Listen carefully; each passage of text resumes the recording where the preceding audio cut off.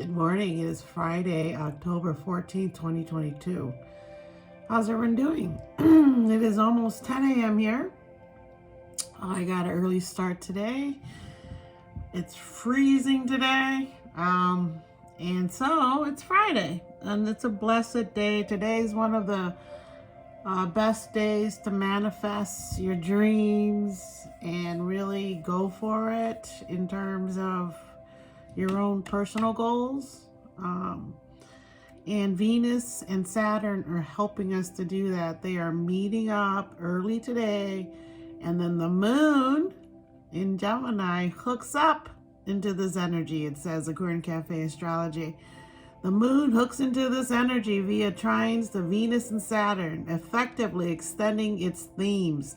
What are the themes? Business is great. We are risk adverse now, though, so we are really intelligent about what we're doing. We can bond, we can support our family, our loyalties and relationships. We value everything we valued yesterday: reliability, tradition, with Saturn here meeting up with Venus. And as you know, the Sun and Venus and Mercury are all in Libra, and it's all about love. And as time goes on, in one more week, we head into Scorpio, the sign of passion, because it's ruled by Mars and Pluto. So right now we got the Venus going on for us and Mercury going on for us, which is great. We are happy. We are communicative. We want to talk to people. We want to make business deals. And we are pleasantly responsible for our loved ones or special pursuits. So that's what Saturn brings to the table, okay? Now, Saturn is waking up in exactly 8 days on October 22nd. And Saturn rules over Capricorn, right? Which Capricorn rules over institutions and family and traditions. So Saturn's getting ready to wake up, and it's letting itself be known that it's waking up. It's meeting up with Venus. It's saying, hey, what's going on? I'm starting to wake up. How's everything been going? And the moon's going to go over and say, hey, what's going on today? And Venus being next to Saturn really gives our love structure and tradition. And no matter what, we all want certain things that we're raised to believe are true, which is in having a great family. You know, a lot of people want a great family, like most of us do. Not every one of us, but most of us. And so today is really good for recognizing what's important, why you have to be mature once you take these steps. It is, especially when children are involved, because it's now no longer about you, it's about your kids, right? And it will be about your kids for a long time, until they themselves are able to have their own family. And then you can kind of relax a little bit. But then you got grandkids to think about, which is a great thing, right? So the moon is going to continue to Gemini into tomorrow morning on Saturday, October 15th. And it's going to be here for a while. But you know what happens with the moon on Friday? The moon also wants to take a break. So the moon is going to leave Gemini really, really early on Friday night here in Central America. East Coast is going to leave at 12 p.m. 12 a.m. on the East Coast, which is 11:12 here in Illinois. So the moon is going to start its vacation tonight, as we are all either asleep or out partying, right? And you know, I'm always worried about the moon being void. So the moon's void, and it's going to meet up with Mars. So as it travels out of Gemini, runs into Mars, and Mars is in Gemini. So the moon Mars are going to have a little discussion, which shouldn't be too bad. And then it's going to enter Cancer tomorrow morning at 11:12 a.m. So it's kind of funny that the number 1212 comes up twice. The moon leaves at 12:12 a.m. Eastern time and enters 12:12 p.m. Eastern time. 11:12 here tonight and 11:12 here tomorrow morning. And it goes into Cancer. So we're going to be very, very party whenever Gemini's out, right? So, and then tomorrow as it enters into Cancer midday, and that's when we're all home, and we're going to really want to be home. We're going to feel cozy. We're going to be happy to be home. We're going to be glad to get out of this week that was a little bit crazy. And want to be home, relaxing, and then also our love for everything that has to do with our home is going to increase.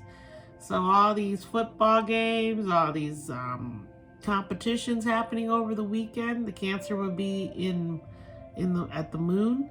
So you're really going to want to root for your own team at home, right? So if you have a game at home this weekend, your chances of winning, I think, are better than if you're not.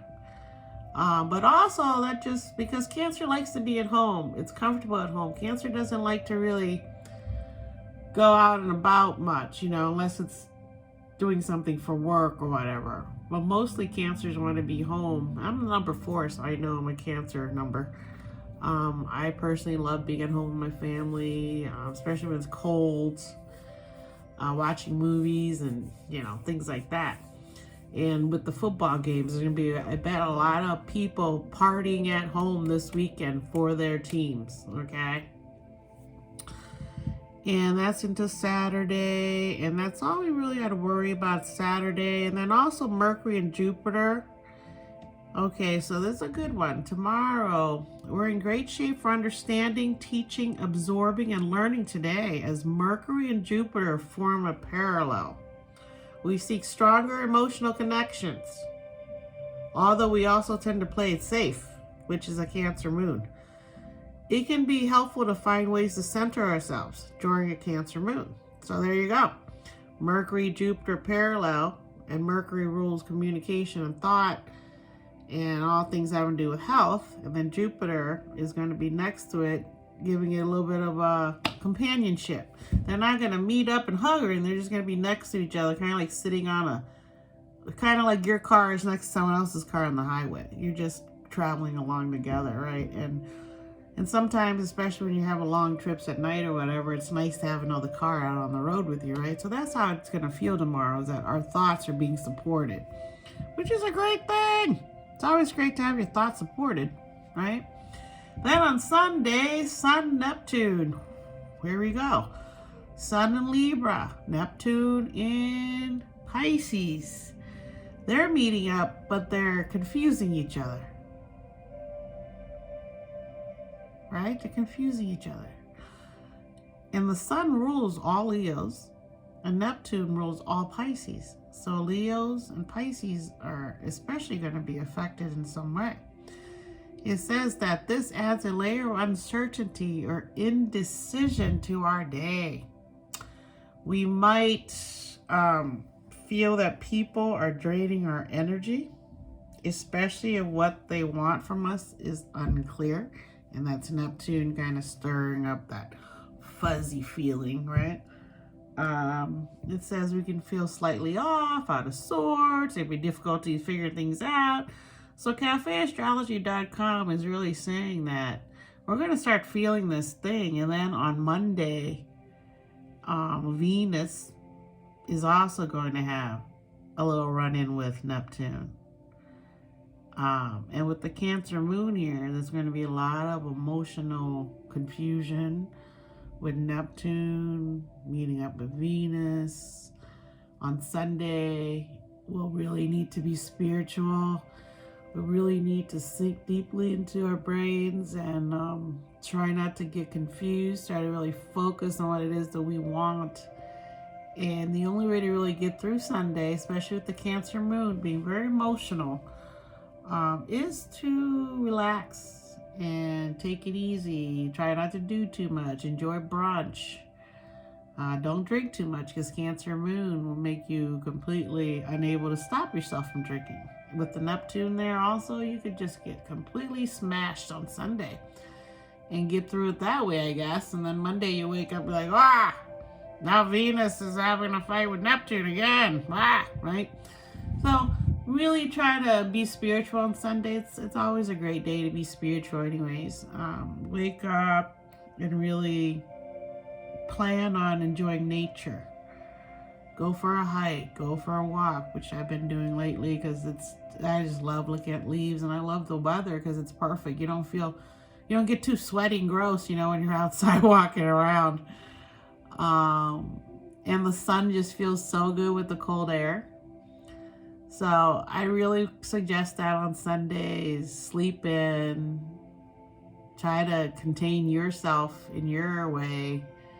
Not to push yourself onto other people on Sunday, and really meditate and pray, especially with all the stuff happening in the world. The outside pressures are coming in as Saturn gets ready to wake up on the 22nd in Capricorn.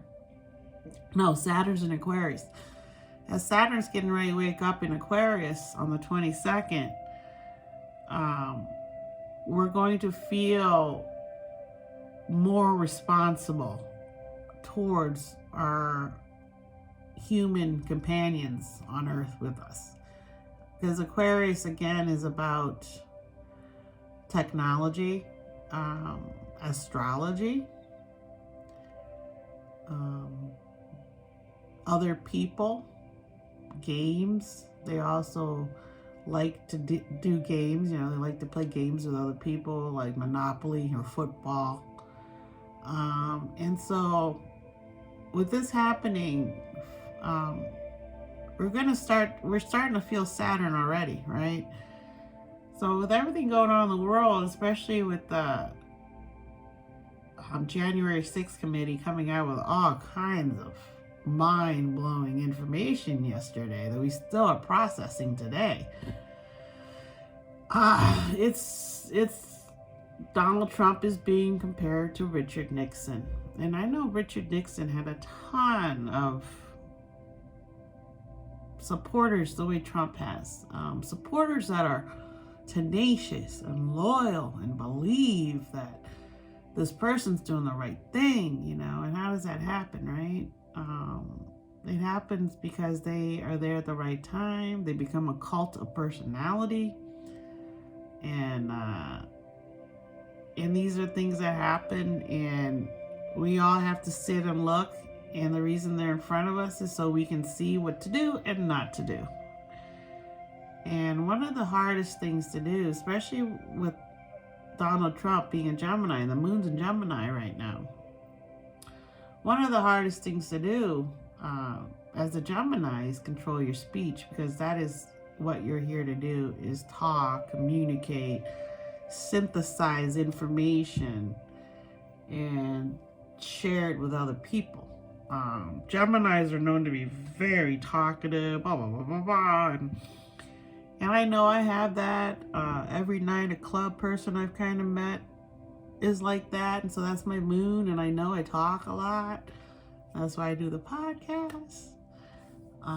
So communicating with words, like Alex Jones, for instance, has gotten in a lot of deep crap for him speaking ill of the Sandy Hook people, the Sandy Hook families that lost their small children in that massacre. I was driving through New England this past August, and we had a Google map detour us for some reason, and we detoured in Connecticut. And as we're going down this beautiful road, it's in kind of like a hilly situation. There's a big, beautiful lake over there, kind of almost a river, and the houses were just in the woods. It was just very New Englandy at the time. It was beautiful. We could roll our windows down.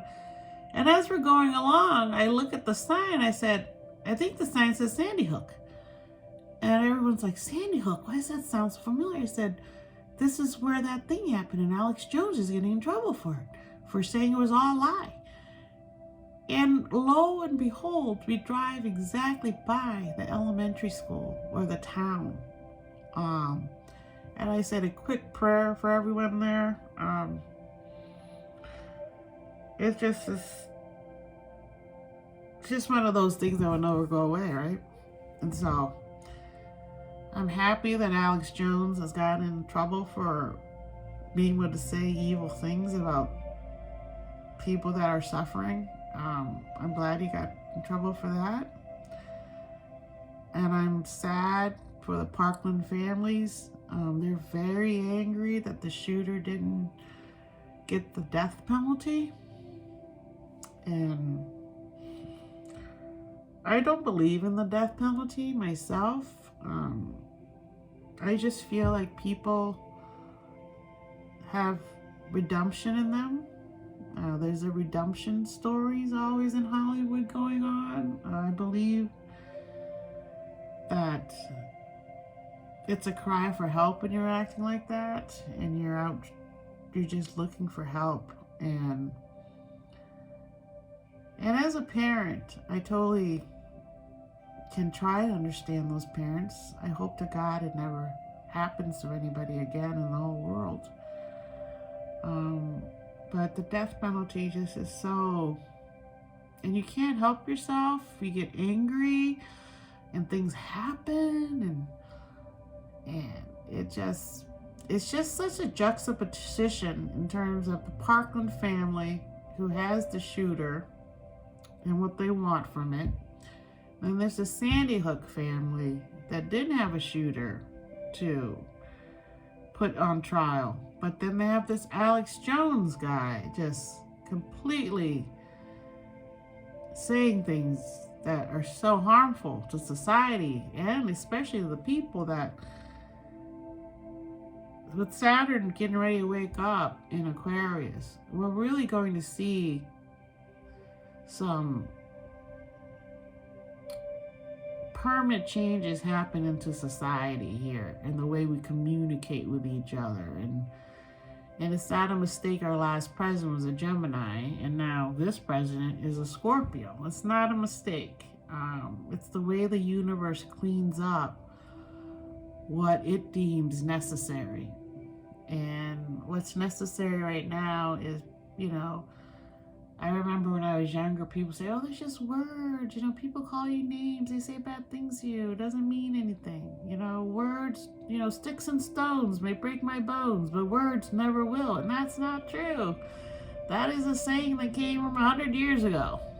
Words hurt like crazy, especially now with social media. You can say whatever the F you want, and it's so cruel. Some people just have it in them. And if you ever watch a show, Evil, on CBS, it's a great show.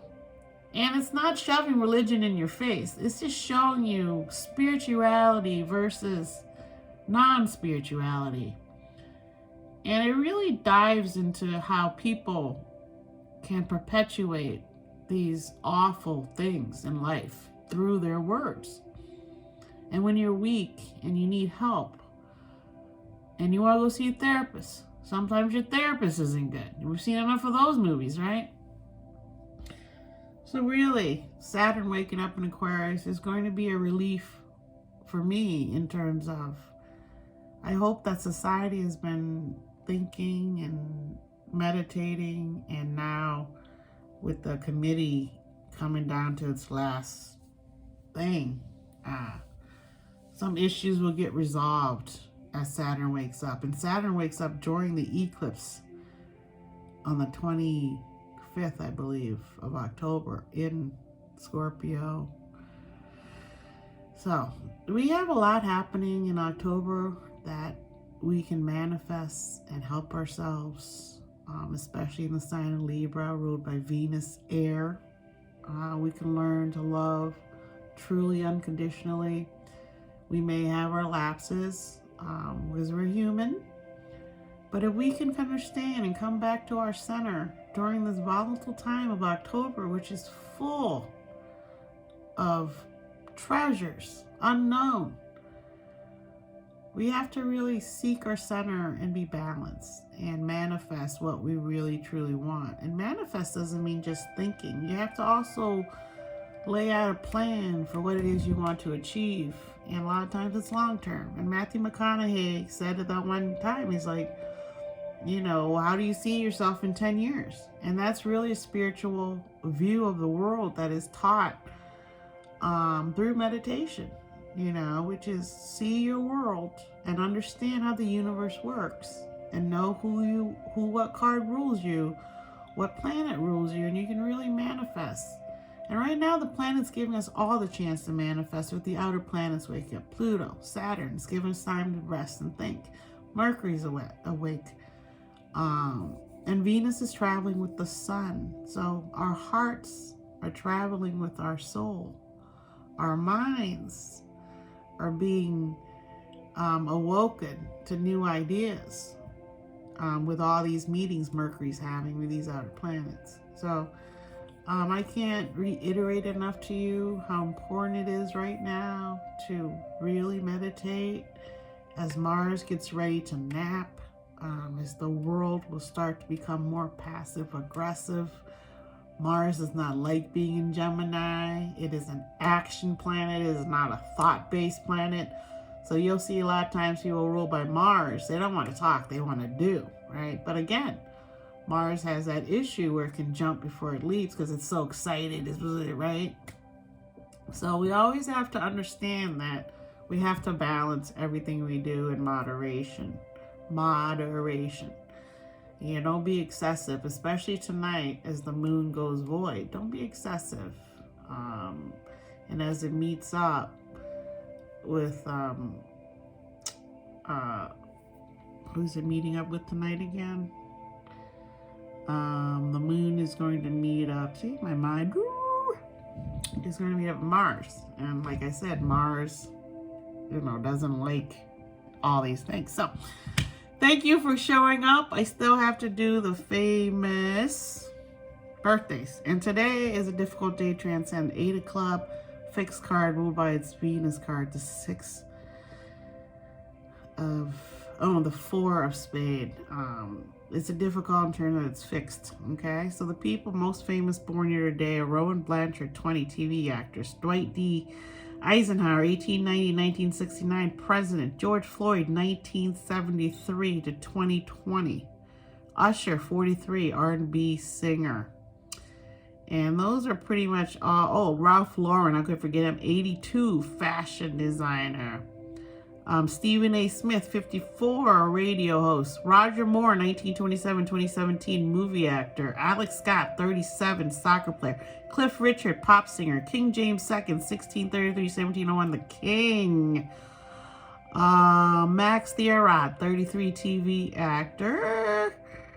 I think that's it. John Seda, 51, TV actor. Love him. Oh, Ben Whishaw, 41, movie actor. Love him.